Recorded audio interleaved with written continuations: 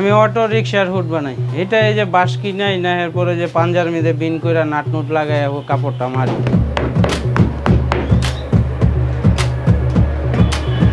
এটা আমার আব্বার থেকে শিখছি।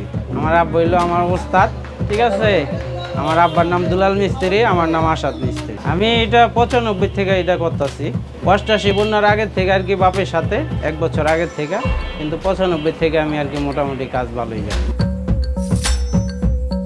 এটা এখন অটো গাড়ির তো মনে করলেন যে অনেক চাহিদা, মেঘ বৃষ্টি হইলে আর কি এটার চাহিদা বেশি। সময় লাগে আপনার এলো 2 হইতে 2.5 ঘন্টা ফিটিং করতে। হ্যাঁ, দোকানে দিয়ে এটা বিক্রি হয়। এটা এলো আপনার 2200, 2500, 2800, 3000 বিভিন্ন রেটের মাল। যত নকশা এলো 1 নম্বর হইব তত দাম বেশি। এটি আমি এই যে পাঞ্জা, লোয়ার পাঞ্জাটি বিন করি।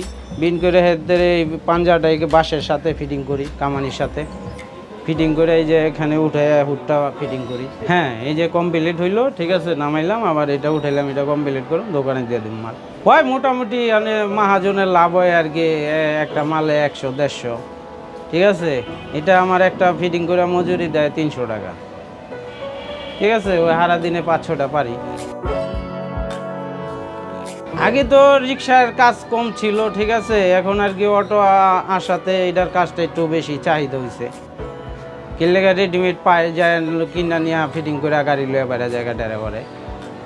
আর আগে তো মনে করলেন যে দিলে 15-20 দিন সময় লাগতো, আর এটা তো এখন কিনা নিয়েই লাগাই দেওয়া, হেরা খেপ মারতে থাকে। অটোর জন্যই আর কি টার্গেট, কিন্তু রিক্সায় কম লাগে, অটোটাই বেশি লাগে।